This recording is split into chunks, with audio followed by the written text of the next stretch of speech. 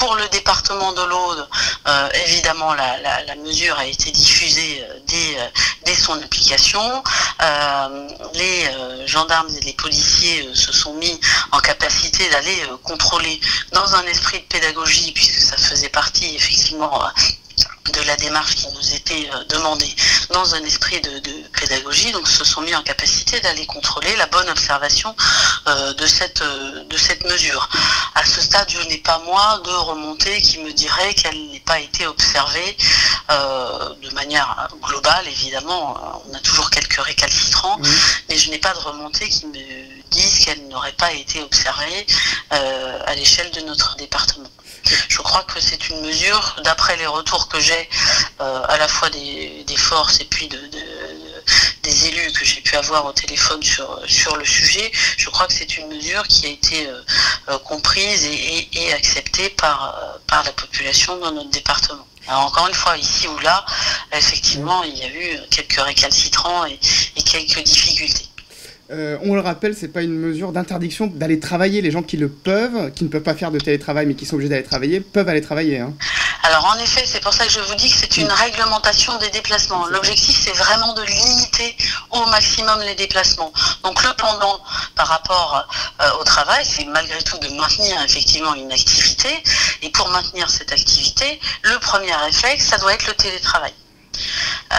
Dans le maximum des cas, dès que on peut le mettre en place, il faut mettre en place le télétravail. Après, il y a un certain nombre de professionnels qui sont obligés de se déplacer et de se rendre sur leur lieu de travail. C'est vrai pour les personnels de santé, évidemment.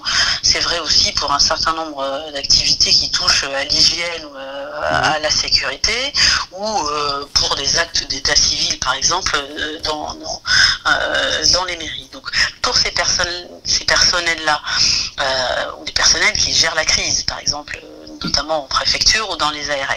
Donc pour ces personnels-là, évidemment, il y a obligation de se déplacer pour aller travailler. Donc là, attention, respect des mesures de distanciation. La question m'a été posée, par exemple, de personnes qui avaient pris la bonne mesure de faire du covoiturage jusqu'à maintenant.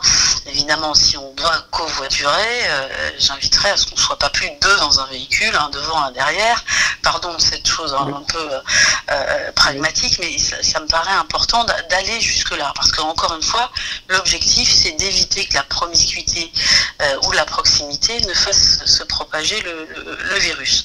Et bien sûr, se munir des justificatifs qui permettent d'attester de la nécessité de son déplacement. Donc, attestation sur l'honneur, carte professionnelle pour celles et ceux qui en ont, attestation de l'employeur pour accompagner cette attestation sur l'honneur si votre employeur vous a demandé effectivement de vous déplacer. Autre question, on parle bien sûr, la plupart des gens sont en confinement aujourd'hui, mais quid des SDF? C'est une question qu'on nous a posée aussi, les personnes sans domicile fixe. Qu'est-ce qui se passe? Est-ce qu'il y a des procédures de prévues? Alors évidemment, c'est un sujet qui avait été anticipé, puisque les services de l'État sont aussi en charge d'accueillir et d'offrir un hébergement aux personnes privées de domicile. Donc c'est un sujet qui avait été anticipé et nous avions évidemment, y compris dans l'Aude, repéré des lieux d'hébergement qui seraient susceptibles d'accueillir les personnes sans domicile fixe qui seraient nécessaire de confiner. Donc les lieux sont repérés.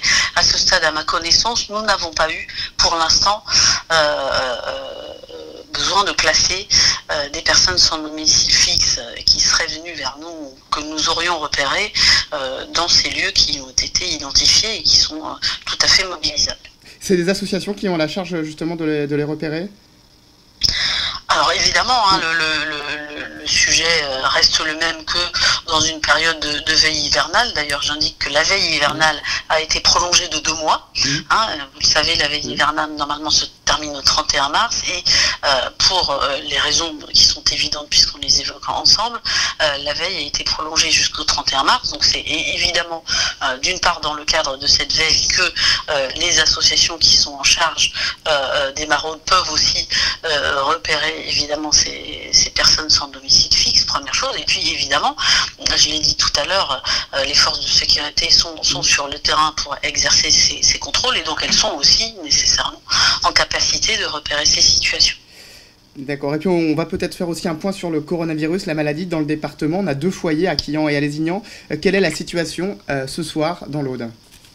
Alors à ce stade, la situation donc évidemment connue et gérée. Donc les clusters sont suivis, donc Lézignan-Corbières et Quillan sont suivis de près évidemment par les équipes de l'ARS. À ce stade, mais vous aurez compris que désormais ne sont plus testées que les personnes gravement malades, mais à ce stade, nous avons un peu plus d'une trentaine de cas confirmés dans notre département.